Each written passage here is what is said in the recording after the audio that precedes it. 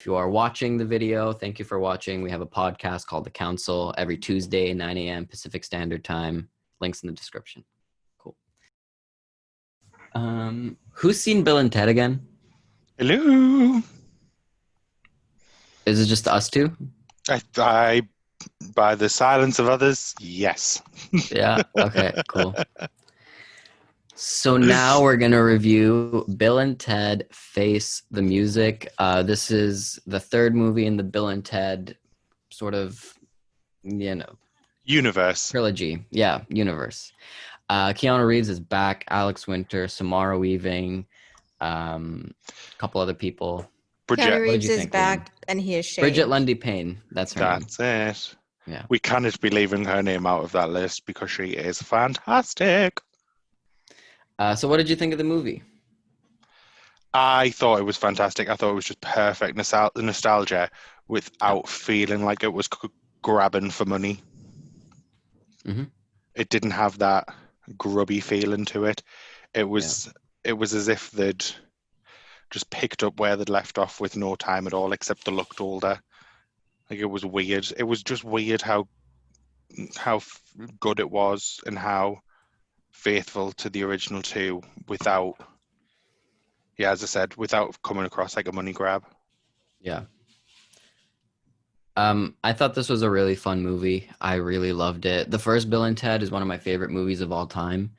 And before Tenet, it was my favorite depiction of time travel, just because of how simple it was and how kind of stupid it was. Yeah. But this one is it's pure comedy gold. It's so good. Yeah. I think the idea also was really smart, and how not only did they have Bill and Ted time travel, but also their daughters, and what they did, I think, was really clever. Yes. This is like a dumb stoner comedy, but I loved kind of the message behind it. It had a really good message about family and that stuff. That was really good. I love the end credit scene as well. I thought it was hilarious. So stick around to the very end. Yeah. I know. I really like that. Yeah. It did make me chuckle. And the makeup also was very good, because they travel, Really good. obviously, you can tell from the trailers, but they travel forward to steal the song from their future selves, and they go to a couple of different futures, and I think the makeup on all of them was really spot good, on. really top notch. I have a question, because I'm not, hip with the music and all that. Was that Kid Cudi? Like, was that actually Kid Cudi? That was actually Kid Cudi, yeah. Okay. Yeah, I just wanted to know. In terms of acting, I love both Keanu Reeves and Alex Winter. I think they were great. It was nice of Keanu to not only come back, but also kind of it was a true duo. It wasn't like he wasn't the star. I like Kristen Shaw. I think her as George Carlin's daughter is great casting. She was hilarious. I love that the film kind of had George Carlin as, like, he was there in presence, Yes. He was there for a lot of the film, which was great. William Sadler was great. I liked him. Holland Taylor was fine. She didn't really do much. Samara Weaving and Bridget Lundy-Paine are perfect as little Bill and Teds. They were so good. So good. Like, Samara Weaving was good. But for me, I think Bridget Lundy-Paine was just, they were the best. Perfect. Yeah.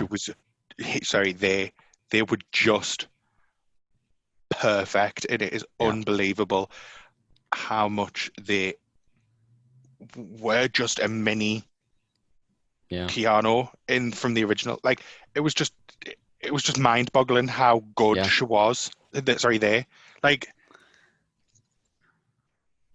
it was they were great, and they also had such a good chemistry with Keanu Reeves and Alex Winter, because sometimes you'll get good casting like that, but they don't feel like they're related. But you felt that with these four. You definitely did. Yeah, and I think the chemistry with Samara Weaving was spot on as well. The chemistry of them two together was just as good as Keanu and Alex. Yeah. Which really helped cement them as their daughters. Oh, yeah. And I think that is what added the layer of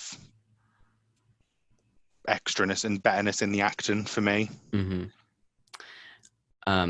But my favorite character by far was Anthony Carrigan, who is from Barry, as the killer robot. Yes. Because in the beginning, I was like, it's just kind of a killer robot. But where they took him at the end, and it was so good. And he pulled it off so well. It was so unexpected. Yeah. Because he just had this killer robot. Brilliant. And then he's... And I like the joke that Kristen Shaw was like, you named him after my ex? And that was... Yeah. It was really funny. Yeah, I think the only problem I had was I don't get why they recast the wives. Yeah. Because the wives didn't really have that much of a storyline. Yeah. So it didn't make sense bringing in names who aren't really names. They're noticeable people. You would be like, oh yeah, that's the lass from Glee. Or like, that's the lass from Smurfs. But that's where she's from. Yeah. Name a maze. Respect that name. She got me through Glee. She is fantastic in Glee, but to most people, she is just that lass from Glee, or that lass, as I said, the lass from Smurfs. Like she's not a name. She's just one of them actresses where you just know who she is. Yeah. So it didn't add bringing her in. I don't even know who the other person is. Didn't even bother to check. Yeah. Because I was just like, well, it's not the original actresses. And also, they were too they were too young to be Samara Weaving and Bridget Lundy-Paine's mothers. Yeah, I feel the math did not work out on that. Anyway. So what are your guys' ratings of the film? For me, I will have to give this a higher number because for the three that I've seen, this is definitely the film of the week for me. And based on where I would put others in scores, I would say this is like a 9. Yeah, I would agree with that. I would give it a 9 as well. It was really, really strong. And I commend Orion Pictures for getting movie theaters to actually play it. I don't know how it's working in the States, but like here, this is the first PVOD movie to actually have a theatrical release. A limited one at that, but it's in theaters, which is surprising. Yes. We're not getting it on PVOD in the UK. It's only going to theaters. I thought it was pronounced Orion. Orion, sorry. Yeah. It's Canadian. I got very taken out for a second. Sorry. For us, it's not an Orion film. It's a VVS film, so that's why I didn't want to say that to confuse people. The one thing that irritated me though is that in America, it's available to buy for $24.99, and there's a 3-pack, right?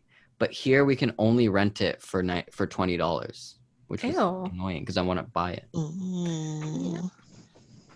Yeah. I feel like when this movie, like, come Father's Day, this movie's gonna kill. Like, it's gonna be like every year, it's gonna make because besides like Field of Dreams, like there's no like movie like this that is like father-daughter stuff. I feel like this. This is the perfect father-daughter film.